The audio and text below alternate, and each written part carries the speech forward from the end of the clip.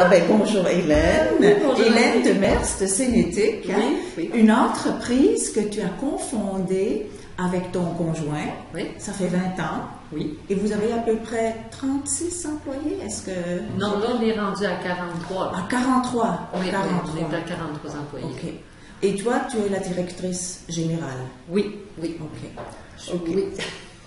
Alors, on a eu la chance de se rencontrer et j'ai trouvé bien intéressant ta façon d'envisager la gestion, la façon que tu gères. Alors, j'ai des questions par rapport à ça et je pense que ça va aider bien des personnes. Alors, après 20 ans, tu as vraiment un chemin, on va parler tout à l'heure de ton cheminement un peu, mais tu as un chemin particulier bien à toi.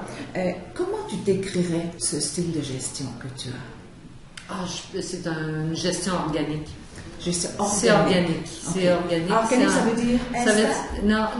Organique, oui, ça peut vouloir dire instinct, mais c'est surtout une gestion qui est ancrée dans le moment présent. En exerçant de la présence, en ayant de la proximité avec mes personnes, avec ce qui se passe, avec ce qui s'en vient.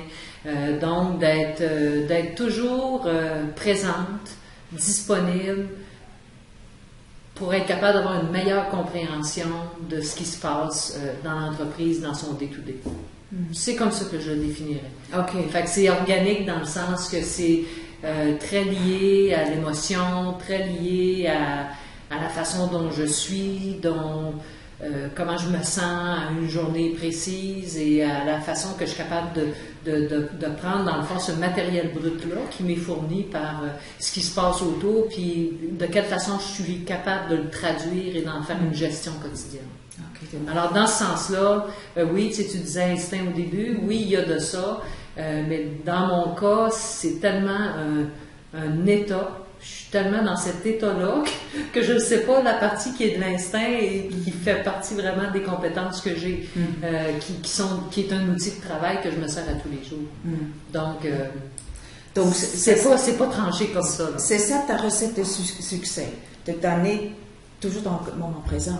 Mais dans le moment présent, étonnant, ça. Oui, mais dans le moment présent, mais surtout ancré dans et tout ça va chercher sa source dans mes valeurs à moi. En fait, il n'y a rien de ce qui se passe, de ce qui se fait, de ce qui se dit, de ce qui s'accomplit, qui est loin de mes valeurs personnelles. Et c'est ce que j'incarne. Donc, c'est pour ça que je dis que c'est un état, c'est que je suis tellement près de qui je suis tellement en accord avec mes valeurs dans le moment présent.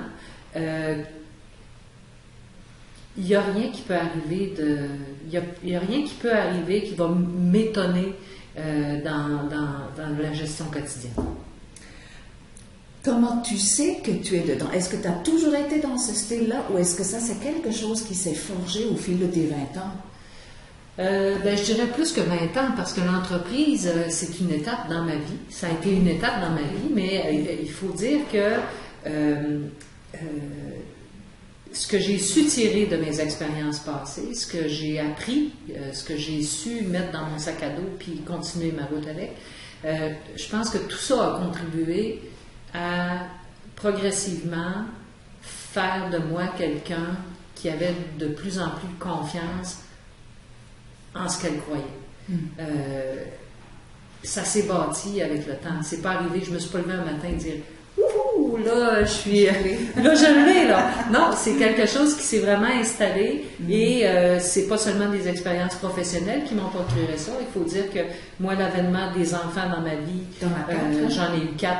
Donc, l'avènement de mes enfants a été très formateur, ne serait-ce que pour moi me connaître mieux, identifier de quelle façon je voulais être en relation avec les autres. Quand on a la responsabilité de faire grandir des petits cerveaux, il y a une partie de soi il faut l'avoir apprivoisée pour vraiment bien communiquer avec nos enfants, bien les aimer.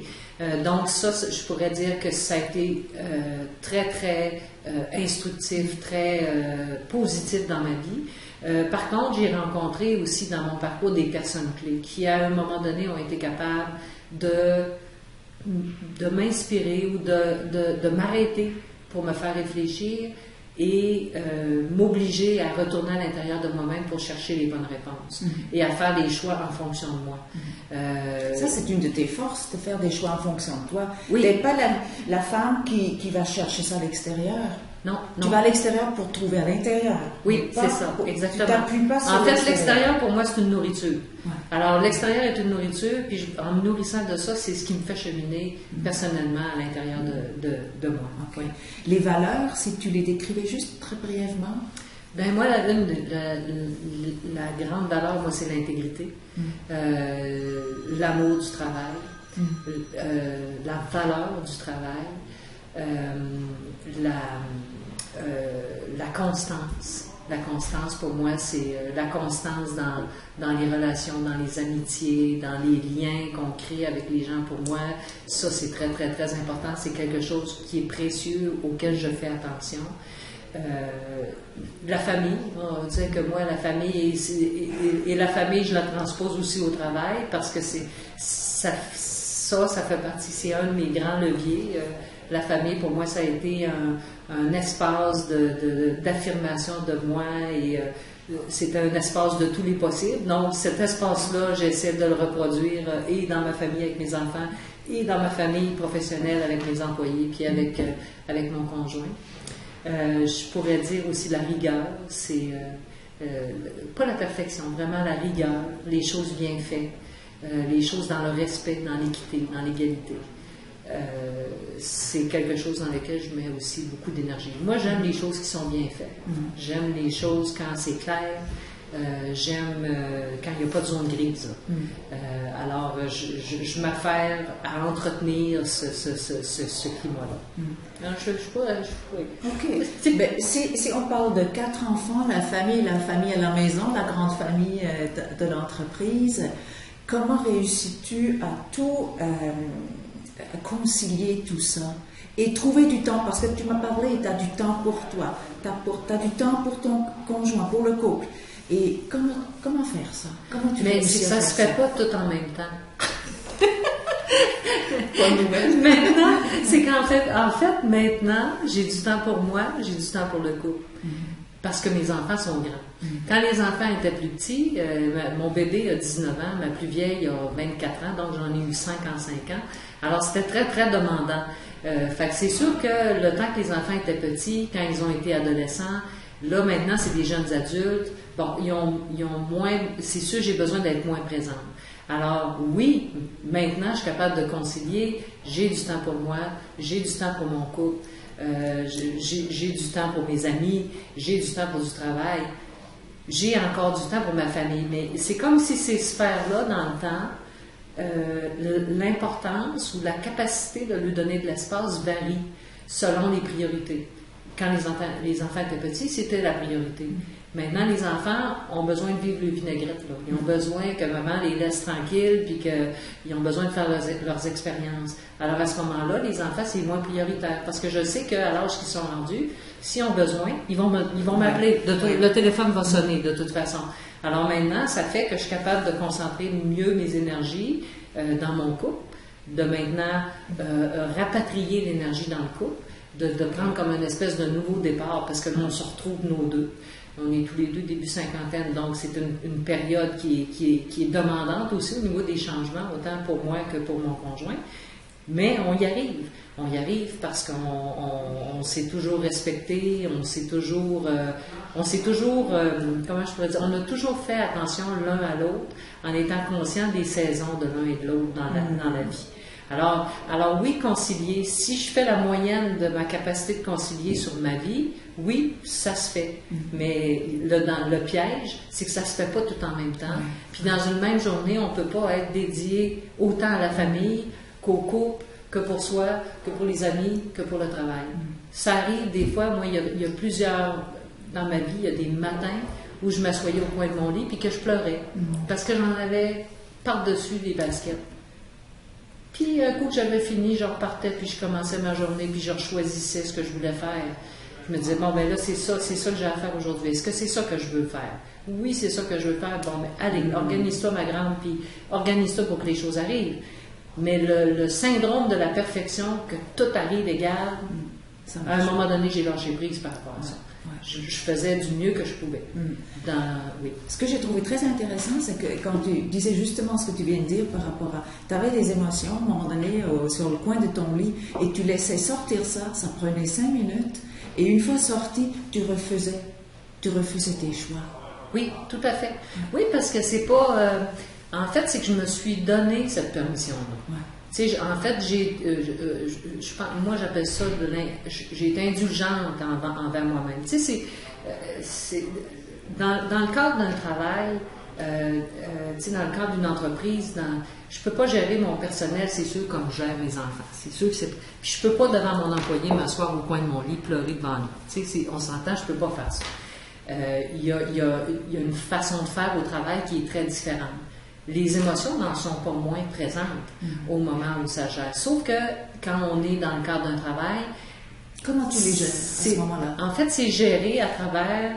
Tu sais, tantôt, je vous disais, j'aimais pas les zones grises. Ouais. Moi, j'ai identifié dans mon travail que quand c'était gris, j'étais pas heureuse, puis que j'étais pas efficace, puis que j'avais de la difficulté à exprimer réellement ce que je voulais, de la façon que je le voulais, puis que des fois, ça sortait tout croche, puis qu'après, j'étais pas contente de moi. Alors moi, j'ai comme pris les moyens pour me donner des outils qui me permettent d'être claire dans ma communication. Alors, nécessairement, ça fait que mes émotions sont là, mais ils sont beaucoup mieux exprimés. Donc, ils ne sont pas envahissantes, je ne vis pas de frustration par rapport à quelque chose que je n'ai pas dit ou que j'aurais voulu dire ou que finalement, je ne l'ai pas dit de la bonne façon ou que je ne suis pas sûre que l'autre a compris. Je ne la vis pas, je ne vis plus cette frustration-là parce que je me suis donné des outils, une façon de faire, une espèce de décorum pour vider les questions au fur et à mesure. Tu ne laisses pas accumuler? Non. Hein? Non. Au fur et à mesure. Non, moi, j'endure rien. Présent. Non, moi, j'endure rien. Wow. Non, moi, j'endure rien. J'endure rien. Si je sens le moindrement qu'il y a quelque chose qui coule pas, puis tu sais, on dirait que pour ça, j'ai un gros radar, là. Tu sais, j'ai vraiment un gros radar qui est présent tout le temps. Si je le sens, je vais offrir à la personne, je vais m'asseoir avec elle, je vais aller au-devant, mais je laisse jamais les affaires traîner. Tu vas sonder le terrain tout de suite. Tout de suite. Ben, en fait, c'est parce que c'est une information qui m'arrive, comme je dis dans mon radar, là, c'est une information qui m'arrive à un moment donné. Alors, aussitôt que je perçois quelque chose, je vais me servir de cette perception-là pour aller vérifier. Aller vérifier, puis là, s'il y a des choses à dire, ben, je vais aménager les conditions pour que les choses se disent. Mais je ne laisse pas traîner ça. T'sais, moi, le soir, je veux dormir.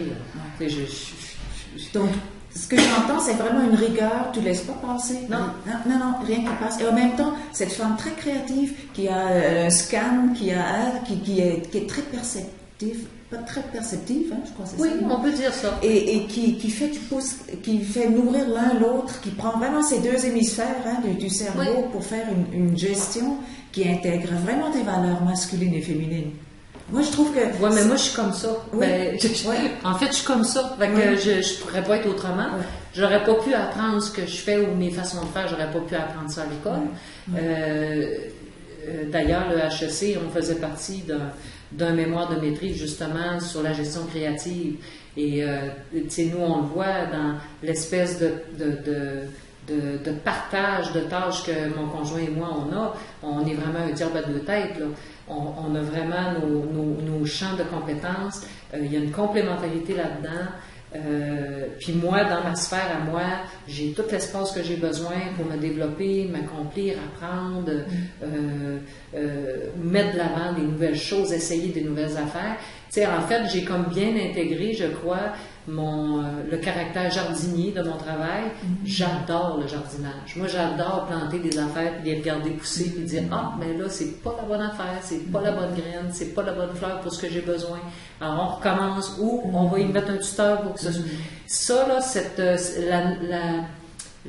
la notion d'expérimentation de mon travail, même si ça peut parfois être un travail qui est très cartésien avec une approche très pragmatique, moi, je suis capable de le transformer dans un matériel brut, puis d'en faire quelque chose. Oui, exactement.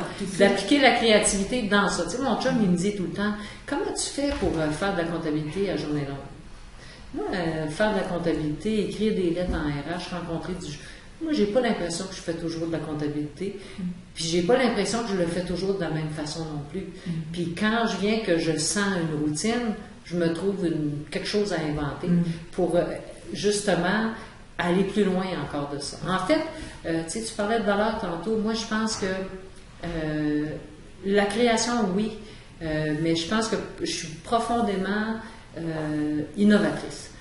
Moi, j'aime la performance, j'aime quand les choses vont bien, quand tout le monde est heureux, quand chaque affaire est à sa place. Puis je trouve qu'il y a toutes sortes de façons d'arriver à ça. Alors moi, mon énergie passe beaucoup à aménager les conditions pour que justement chacun trouve son espace et s'accomplisse dans un but commun. Une génératrice d'opportunités aussi. Moi, je suis comme l'innovation. Je suis comme une dynamo, moi. Ouais. Je suis comme le dynamo, ça roule, la roue tourne. Ouais. Moi, je suis le dynamo, je fais de l'énergie, je vais amener. Projeter sa lumière. Exactement, puis on avance, tout le monde en avance. Toi, tu es dans un milieu majoritairement masculin. Oui. Oui. Et on s'était parlé la dernière fois par rapport à ta façon de rencontrer, mettons, les banquiers et ta posture que tu adoptes dans toutes tes rencontres. Pas juste, que ce soit, peu importe le niveau hiérarchique d'une personne. Et j'aimerais que tu m'en parles un peu de ça. Tu sais, tu m'avais dit qu'un banquier, il est au même, tu le prends vraiment au pied d'égalité. Ah oui. Tout à fait. Pour toi, mais tu shakes pas avant d'aller, tu n'as pas la tremblote avant d'aller voir un banquier. Non. Non, je pense que c'est eux autres qui ont peur. Ah oui? Oh, Qu'est-ce qui fait qu'ils ont peur? C'est quoi cette confiance-là? Non, c'est parce que je maîtrise mon entreprise, je maîtrise mon dossier, je sais qu'est-ce qu'ils regardent. Puis je suis capable de les challenger. Tu sais, j'ai longtemps, moi, souffert du syndrome de l'imposteur parce que, bon, dans mon cheminement, moi, j'ai pas du tout un cheminement de comptable, là, ou j'ai pas du tout un cheminement de management, puis j'étais même pas destinée à être entrepreneur dans ma vie. Je veux dire, j'ai un DEC en éducation spécialisée, puis j'ai commencé un bac en art, puis j'ai fait de la radio, puis de la technique dans les salles, de la tournée en éclairagiste, puis là, j'ai mon entreprise, puis je fais du management.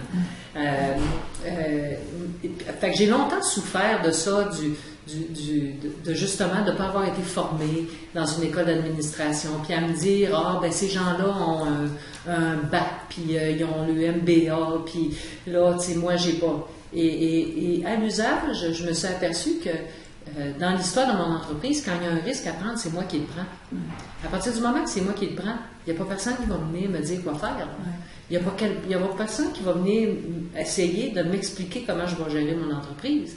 Parce qu'ultimement, s'il y a un risque à prendre, si j'ai à me baisser les culottes, là, c'est moi qui le fais, c'est pas eux autres. Ils ne prennent pas de risque pour moi. Ils sont là pour c'est des prestataires de services. Donc, à partir de ce moment-là, il y a plus, on n'a pas le même rapport de force. Puis moi, souvent, quand je vais parler à un banquier, moi, je veux parler au patron.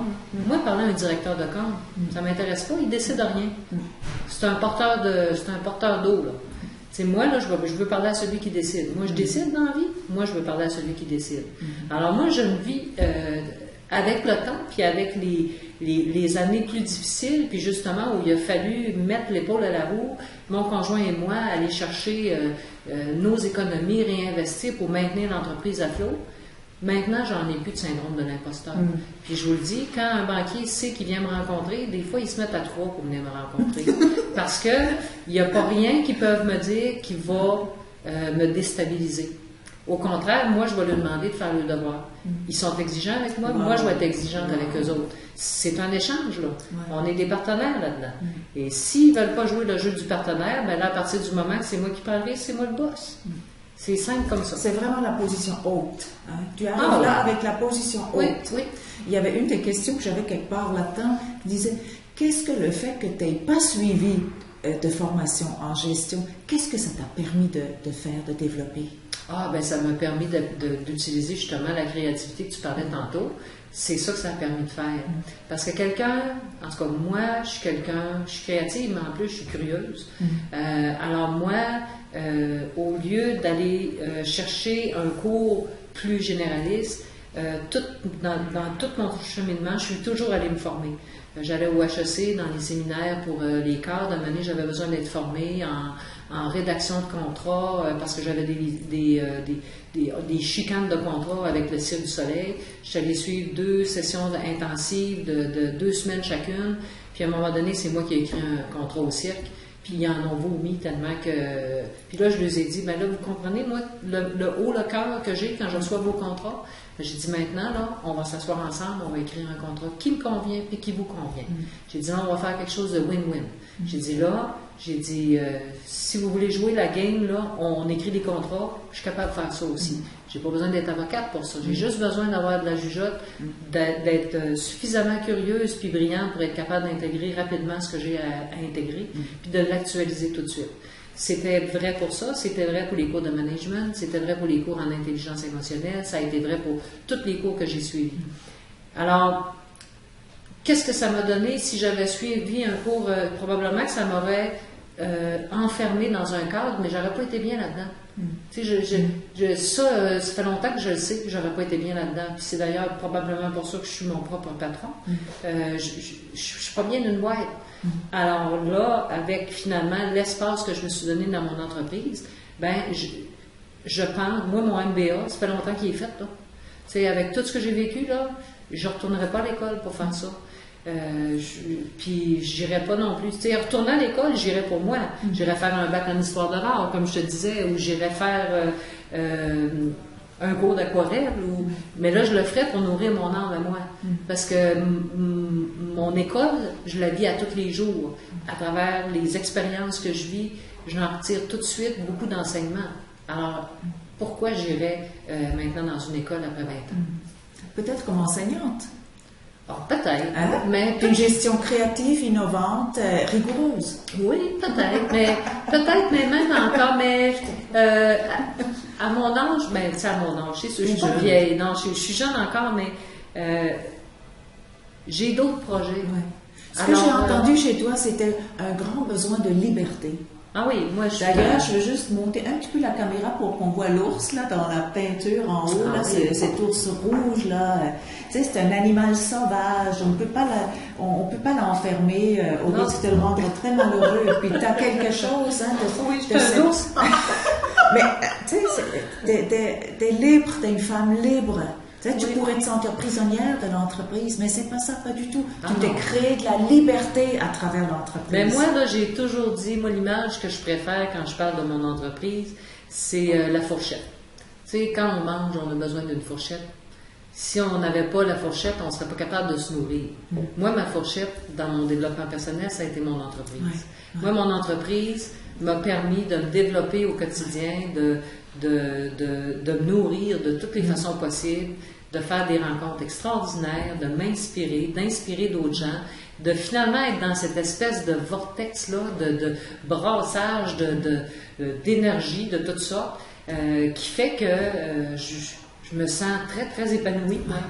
Est-ce qu'on pourrait dire qu'il y a comme donner-recevoir, c'est comme si l'entreprise est à ton service, et puisqu'elle est à ton service et que tu peux t'épanouir, tu peux être mieux à son service à elle, et que c'est un donner un recevoir. Tout à fait, tout à fait. Okay. Puis c'est vrai parce qu'il y a eu aussi des processus dans le développement de l'entreprise, des bons moments, des mauvais moments, des moments de croissance, de décroissance, de restriction, de stabilisation. Des moments où les enfants étaient à crise à la maison, donc je pouvais être moins ici, moins disponible. Et dans le fond, cet échange-là, c'est toujours passé. C'est dans le fond, l'entreprise m'a très bien rendu ce que je lui ai donné, et vice-versa. Fait que, oui. Puis, puis il n'y a rien comme être en mouvement aussi. Hein. Tu sais, tu disais, bon, oui, je suis une femme libre. Je pense que plus que d'être une femme libre, c'est que je suis une femme en mouvement. Et tant que tu es en mouvement, ça a un effet attractif, ça, pour les gens. Ça attire des opportunités, ça attire des personnes. Puis c'est là qu'il y a un échange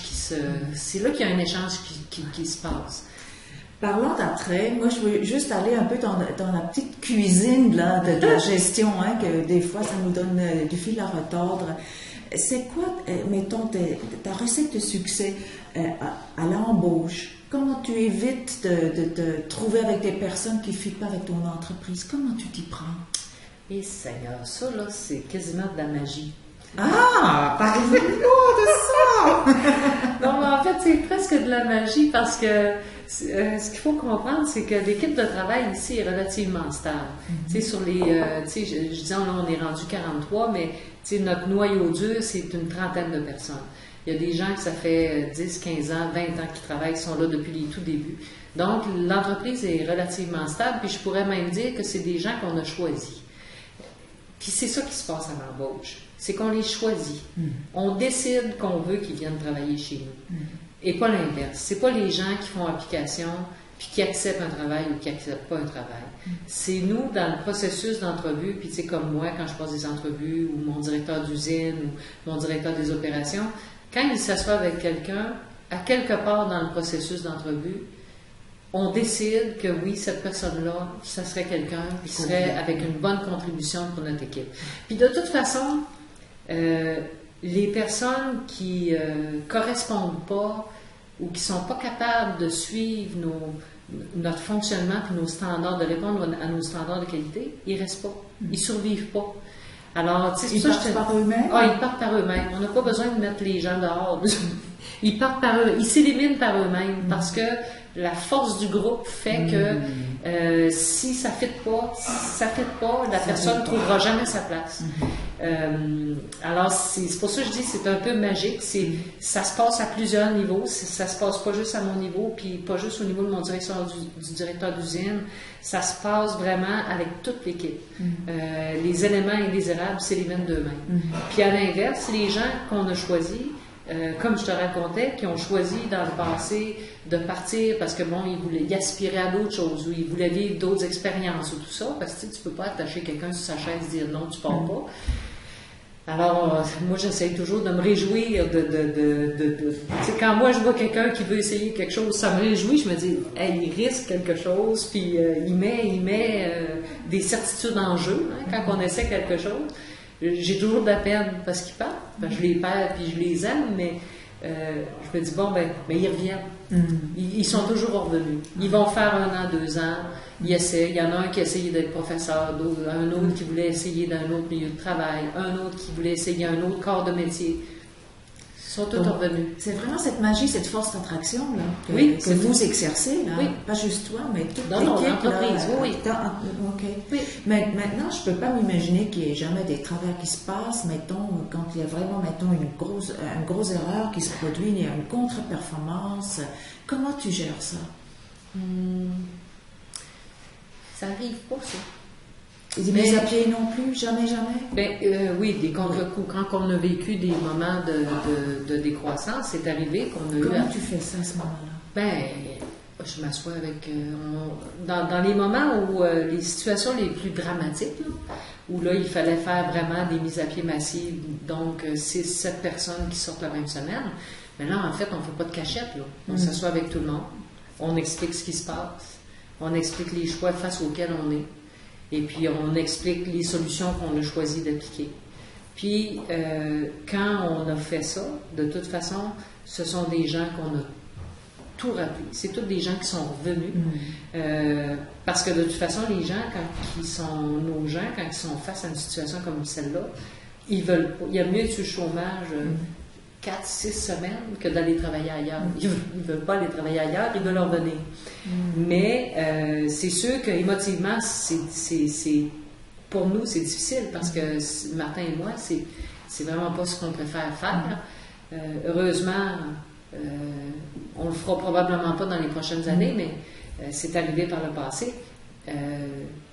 Mais la façon, c'est d'être transparent, d'expliquer les choses comme elles sont, puis de surtout le faire. Tu sais, quand je te disais, moi, je suis proche de mes valeurs, puis mon conjoint est comme ça aussi. Je veux dire, plus souvent qu'autrement, on parle avec notre cœur dans ces moments-là. Tu sais, parce que nous aussi, on est face à une situation qui est triste pour nos employés, mais qui est triste pour nous. Ça se passe à un différent niveau, mais c'est pas drôle pour personne, pour nous et pour eux. Donc, c'est de le faire le plus possible avec, justement, avec qui on est, avec franchise, transparence, avec les bons mots. Et tu ferais la même chose si tu avais à congédier par malheur quelqu'un, là? Oui, mais si j'ai à congédier quelqu'un, ça dépend du contexte. Si c'est un contexte qui est disciplinaire, en lien avec des mauvais comportements au travail ou des dérogations comme consommation de drogue, alcool, ça, j'ai pas beaucoup d'empathie pour ça. C'est simple. Moi, j'ai des politiques qui sont écrites. Les gens les signent quand ils sont embauchés. Ils savent à quoi s'en tenir. Puis pour ça, il y a tolérance zéro. Donc, à ce moment-là, c'est ça. Et je l'applique. Ouais. Et je les fais venir dans mon bureau. Puis quand je suis rendue à les asseoir dans mon bureau, ils savent très bien que c'est vers ça qu'ils s'en vont. C'est pas un party pour moi de faire ça non plus, mais c'est ça. Puis pour être équitable avec tout le monde, ben, il faut que je sois congruente avec les choses qu'on défend. Donc, on le fait comme ça. Puis il y a d'autres gens que j'ai mis à pied qui, eux, étaient plus en lien avec une recherche personnelle qu'ils avaient. Puis ça, c'est plus de l'accompagnement que je faisais.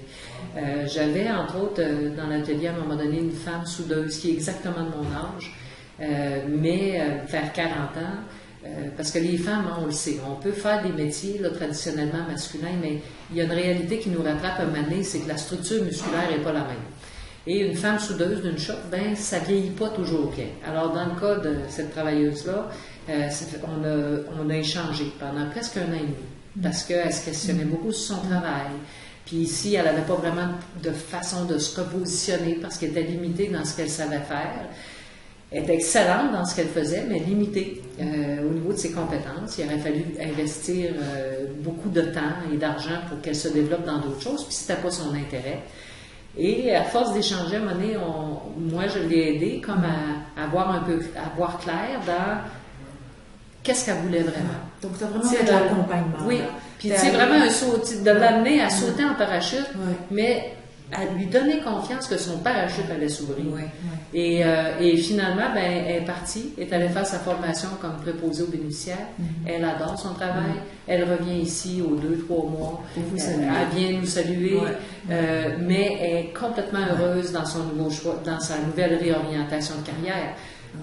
Dans le fond, ça, c'est pas une façon de mettre à pied, c'est vraiment de l'accompagnement. Puis, tu sais, quand je disais, vers la sortie, mais pas sortir n'importe comment, puis sortir pour les bonnes raisons. Tu sais, c'est ça aussi. Il y en a des fois, jeunes, ils partent un coup de tête. Mais tu sais, de toute façon, ça non plus, on n'endure pas ça. Si tu veux partir, pars. Si c'est comme ça, mais c'est de vraiment, là, d'y aller, de permettre aux jeunes, tu sais, de leur donner l'espace pour mieux se connaître, puis que quand ils partent, ben, ils ont fait le bon choix. Et puis ils sont contents. Et toi, tu as aussi, j'imagine, cette satisfaction d'avoir pu accompagner. Ben, c'est dans ce temps-là que moi, je suis heureuse pour eux autres. Ben, je me dis, hey, wow. Tu sais, wow, là, elle est vraiment sur son X. Ça, moi, c'est très, très satisfaisant. Tu sais, j'en tire pas je prends pas de mérite parce que, tu sais, le chemin, c'est pas moi qui le fais. Mais ça, là, quand j'arrive, là, dans une relation comme celle-là, avoir quelqu'un qui est heureux dans son choix, qui est en paix, ça, pour moi, là, c'est une très grande satisfaction. C'est un peu aussi le coach, hein, tu coaches les personnes, hein, le leader coach, hein, c'est là un peu. Oui, peut-être un peu, oui. Vous êtes une entreprise familiale qui a déjà un certain âge. Est-ce que il y a une relève qui est intéressée? Est-ce qu'il y a parmi vos enfants, est-ce qu'il y a des plans déjà qui sont là? Juste très brièvement. Ben, brièvement, en fait, oui, il y a une relève, puis le plan de relève est déjà en cours. Ça va se faire en partie avec les enfants, mais ça passe surtout par 3 personnes clés qu'on a ici à l'entreprise, à l'intérieur, qui sont avec nous depuis longtemps, puis qui présentent aussi des profils de compétences et des profils personnels qui vont permettre à la compagnie de se perpétuer dans le temps. Puis il faut dire aussi qu'ils sont assez imprégnés aussi de nos valeurs et de notre culture, parce que justement, ça fait longtemps qu'ils sont avec nous. Alors ça, pour nous, pour Martin et moi, ça, c'était très important. Les enfants, on a 2 de nos enfants qui travaillent avec nous, un dans l'atelier, un au dessin technique. C'est sûr que dans le cadre de la relève, au niveau de l'organisation fiscale, il va y avoir un bloc patrimonial d'actions qui vont être pour les enfants. Mais en même temps, comme tu sais, moi, j'ai jamais, tu sais, Martin et moi, on n'a pas fait l'entreprise en se disant, ah, c'est une dynastie, ça va durer 100 ans. Tu sais, c'est notre trip à nous deux, là. Tu sais, on l'a fait pour nous autres. On l'a pas fait en se disant, ben, c'est pour les enfants qu'on fait ça. Non, non. C'est très, très égoïste. On l'a fait pour nous autres. Alors, puis que là, les enfants s'y intéressent, puis que là, ils ont le goût de s'impliquer à un autre niveau, ben, c'est fantastique, mais en même temps, on n'a jamais martelé à nos enfants, vous allez faire partie de la compagnie, puis toi, tu vas aller étudier en administration, puis toi, tu vas faire génie mécanique. Tu sais, non, moi, j'ai une fille qui étudie pour devenir comédienne, j'en ai une autre qui s'en va en arts et lettres, puis j'ai un fils dessinateur, puis un autre qui est mécanicien industriel. Puis c'est leur rêve. Alors, tu sais, nous, on a fait notre trip, là, eux autres, ils vont faire le leur. Si ça passe par l'atelier, tant mieux. Il y a une synergie qui se crée là, qui Tout à semble fait. avoir Exactement. Okay. Maintenant, si c'était à recommencer, est-ce qu'il y aurait quelque chose que tu ferais différemment? Non. Non. Tu ferais ce même chemin organique? Oui, tout à fait. Oui, parce que il n'y a rien dans ma vie qui n'est pas arrivé. Il n'y a rien qui est arrivé que je regrette. Et il n'y a rien qui est arrivé qui n'est pas arrivé de la bonne façon. Tout est arrivé au bon moment. Puis probablement parce que j'étais à l'écoute de qui j'étais, puis de ce que je voulais. Et que jeune, j'ai appris à dire oui, puis j'ai appris à dire non. Alors, puis tu sais, il faut être aussi patient dans un cheminement comme en entreprise, d'être 20 ans en entreprise, il faut être patient. Il faut être patient parce que des fois, les affaires n'arrivent pas aussi vite que je voulais. Ou d'autres fois, ça arrivait trop vite puis je n'étais pas prête. Mais c'est de compter sur une grande capacité d'adaptation puis de toujours rester ouvert. Tu sais, moi, je me suis aperçue dans la vie là, que mon pire ennemi, ça pouvait être moi. Si je décidais que je me fermais l'esprit, je pouvais être la personne qui pouvait me faire le plus de tort. Et le jour que j'ai compris ça, puis que je me forçais dans des situations qui étaient difficiles, émotivement, puis au niveau de mon caractère, puis au niveau de ma personnalité, que c'était difficile pour moi d'entendre et d'écouter, quand le jour que j'ai compris que quand je m'obligeais à rester ouverte, je trouvais plein de solutions, c'est là que ça a changé. Alors non, il n'y a rien qui... Je referais exactement la même chose. Je vous dis, je regarde là où je suis rendue, là, à avoir encore du plaisir à travailler, d'avoir du plaisir à venir le matin, à rencontrer mes gens, à faire des projets, à contribuer à quelque chose qui est plus grand que moi. Ça, là, c'est fantastique. Qu'est-ce que tu donnerais comme conseil à un jeune, une jeune là, qui veut se lancer? Sur quel point il ne faut absolument pas faire de compromis? Sur ça en quoi on croit. Ce en quoi on croit, c'est le moteur de tous les projets. Quelle que soit la grosseur du projet. Si on croit à notre projet, et là, croire, je ne dis pas croire de façon aveugle, mais de façon lucide, d'être capable lucidement de dire oui, j'ai un bon projet, puis je vais mettre ce projet-là au monde, bien, aller chercher les outils. L'humain, je parlais d'adaptation tantôt, on a cette capacité-là d'aller chercher ce qu'on a besoin. Les formations, les personnes, surveiller les opportunités, puis dans le fond, d'être attentif à cette espèce de flux. Là. Tu sais, je parlais d'organique. Là. Ça, c'est un flux. À un moment donné, on ne s'explique pas pourquoi. On se lève un matin, puis on a une opportunité qui correspond exactement à ce qu'on a besoin. Mais ça, là, c'est un signe. Ça, là, quand ça arrive, là, un ange passe, tu y vas. Puis si, là, puis la chose qui est la plus importante, c'est que quand en tout cas, moi, c'est arrivé souvent, quand des fois, j'essayais quelque chose, là, puis que je voulais quelque chose, puis qu'il n'y a rien qui marchait, qu'il n'y a rien qui arrivait, l'argent n'arrivait pas, les bonnes personnes n'arrivaient pas, les opportunités arrivaient. Arrêtez de forcer dans ce temps-là. Laissez venir les affaires. T'sais, on peut être prêt dans sa tête, mais ça ne veut pas dire là, que l'environnement est prêt. Alors là, il faut comme être patient, se donner le temps. Les choses arrivent dans le bon temps. Quand on est prêt, qu'on soit prêt aujourd'hui ou la semaine prochaine, on va être prêt pareil. Alors il faut se donner du temps, puis d'être patient. Puis, je vous le dis, la vie s'occupe bien de tout. En terminant, ça serait quoi l'héritage que tu aimerais laisser?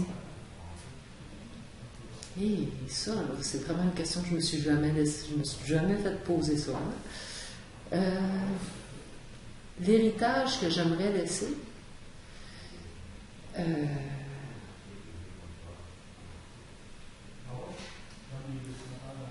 un environnement où tout le monde trouve l'espace pour se développer. Autant dans la famille que dans le travail. T'sais, avoir aménagé suffisamment de conditions, d'avoir suffisamment imprégné mon milieu de ce talent-là que j'ai pour que ça devienne un lieu propice à ce qu'il y ait d'autres gens qui se développent puis qui soient épanouis dans leur vie. Je pense que c'est ce que j'aimerais laisser. C'est rien pour moi, mais vraiment que ça soit quelque chose qui continue puis qu'il y ait des gens qui continuent à être heureux là-dedans. Hélène, je te remercie beaucoup. On a déjà 40 minutes de fait. Alors, ça va vite. Hein? C'était tellement fascinant et intéressant. Je suis sûre qu'il y a plein de gens qui vont pouvoir profiter de cette sagesse-là. Moi-même, je vais le réécouter. Merci beaucoup. Écoutez, ça me fait vraiment plaisir.